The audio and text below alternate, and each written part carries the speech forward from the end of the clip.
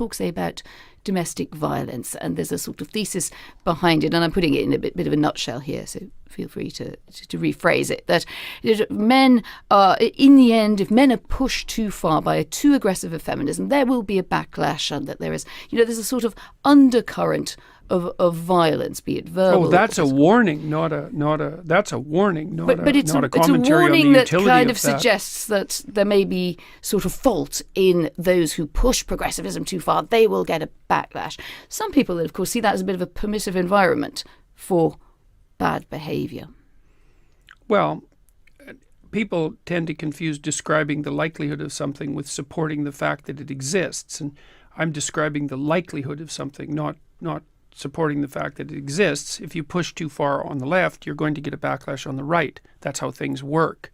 And this is just a derivation of that as far as I'm concerned. How does that work in the context of domestic violence? Oh, I don't think it's applicable in the context of domestic violence at all. I think those things are completely separate issues. I mean, you were mentioning to me just as we were chatting. And I was speaking only politically with regards to the backlash. That was a comment on political backlash. It had nothing to do with domestic violence. That's a whole different issue. But violence often pops up in your work as something you think drives things. I think you've said in relations between men are regulated by a background threat of force, and in a sense that's why men have difficulty with women. Is that really so? No, that's why men have difficulty with women who are completely out of control. But who should control women? Well, other women themselves, men, society, just like everyone is controlled. I mean, you're controlled by society, I'm controlled by society, and thank God for that.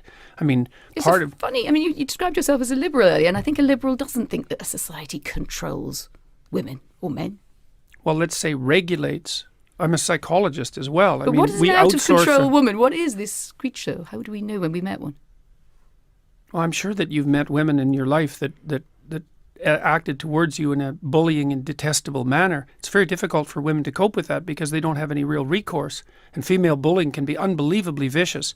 And usually it takes the shape of reputation destruction, innuendo, and gossip.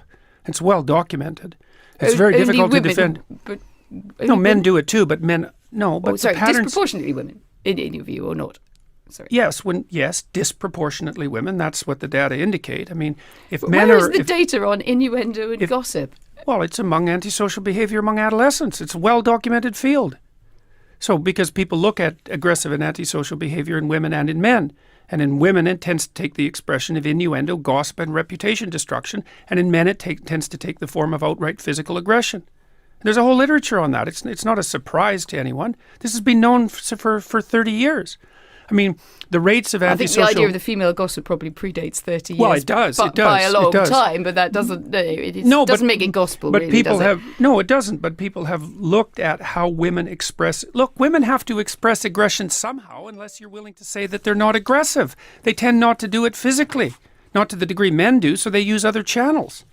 And what other channels are there other than physical aggression if you're going to be aggressive? Well, you go after people verbally. You go after them with innuendo and gossip and reputation destruction. And that's how it works. And just to be clear, that you think that's predominantly a female modus operandi? It isn't that I think that. Well, it's that the clinical literature indicates that. It isn't that I think it. Well, I'm not interviewing the clinical literature. I'm interviewing you. What do you think? Well, I'm a psychologist and a scientist, and I tend to base my opinions on what I've read in the broad, relevant clinical literature. I'm not making this stuff up. I studied antisocial behavior for like 15 years. I'm actually quite an expert on it. And so we know that men are more likely to... Look at it this way. All right. Women are much more likely to try to commit suicide. And men are much more likely to kill themselves. And the reason for that is that men use lethal force and women don't. Now that's a big difference. Okay, so then you say, well, women manifest aggression towards themselves and to others, but they don't use lethal force. They don't use physical force the same way men do. So they have to do it some other way. Why do they have to do something some other way? Because you can take your Hobbesian war against, so you're basically a Hobbesian. Life is war of all against all. Half and half. Half Hobbes, half Rousseau. That's why I'm not an ideologue. Because I don't think that people are good or evil. I think they're both. I don't think that culture is security or tyranny. I think it's both. And I don't think that nature is benevolence or catastrophe. I think it's both. And that's why I'm not an ideologue. And I mean, And where do you stand on the Me Too campaign? Good thing? I think that it risks damaging the presumption of innocence. I mean, there's plenty. Is there more to it than that? Oh, sure. Women face the arbitrary admixture of sexual advance and workplace performance all the time. It's a very complicated thing to sort out. We don't know how to sort it out exactly because, NBC, for example, the American TV station, has made it policy that you're not to hug your co-workers, which, may be true. Although I don't think it's the sort of thing that a corporation might be deciding for people. But we don't know exactly what the rules are for governing male and female behavior in the workplace because we've only been working together for about 35 years, 40 years. We don't know. After 35 years, wouldn't it be possible to figure something out? Not when you're talking about a transformation in behavior that's that profound. I mean, we don't know how men and women can work properly together in the workforce. It's very complicated. But they men don't know how to compete millions with of women. men and women across the world go to work together day in, well, day out. But you were the one who asked about Me Too. You're the one Me who. Too Don't start with you're the one who. Me Too is Me Too is an expression of the fact that men and women are having a hard time regulating their behavior in the workplace. It's the only reason I responded to that. Because the question was posed. I think it's more broadly suggesting that some men are having a grave problem with it. What is the lesson of the Harvey Weinstein story for you? Someone should have said something about Harvey Weinstein much sooner.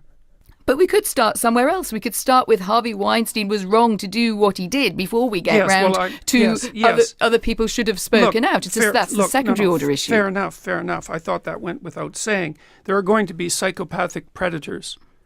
They're going to exist. And what has to happen is that people have to stop them because they won't stop themselves. And so I thought that was sort of implicit in the statement. Obviously, he shouldn't have done what he did. But you don't think that the culture in which he was operating, that there was particularly in his world, Hollywood? In his world and in many other worlds, that there was a culture of, this guy's a powerful guy. He's the great silverback gorilla here. Let him get on with it.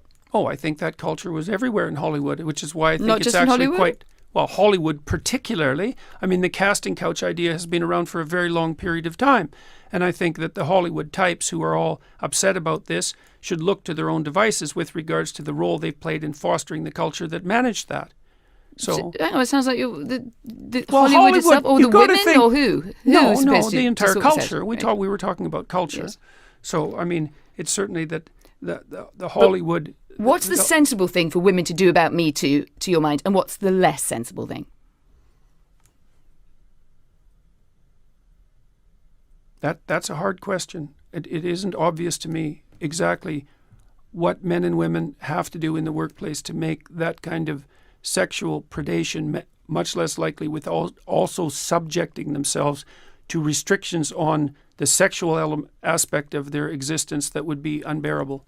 It's very difficult. What would be unbearable about that? How about everybody wears the same uniform to work? That's what the Maoists... Well, look, if you want to eliminate the differences between men and women sexually at the workplace, you have to constrain the sexual differences. I mean, men wear suits to work. Well, we don't have to eliminate the sexual differences for people to work together with respect. You have to eliminate them to some degree. Why? I'm genuinely because you're trying puzzled.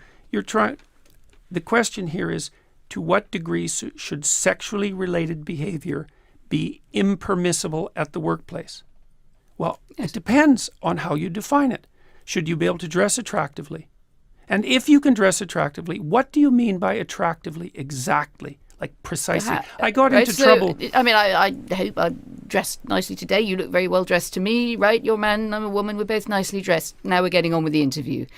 What's the problem or perspective? Well, the problem is the boundaries of what constitutes nicely dressed. Because because part of what constitutes attractiveness, part of what constitutes nicely dressed is sexual attractiveness. Because you can't separate out human attractiveness, sexual attractiveness from human attractiveness. And so then the question is exactly where are the boundaries? And that's what the discussion is about. Where are the boundaries? The dinner parties, which are described in a foreword to your book, where friends enjoy debates and disagreements. Do you think in the broader conversation we've lost that spirit or in danger of losing that spirit?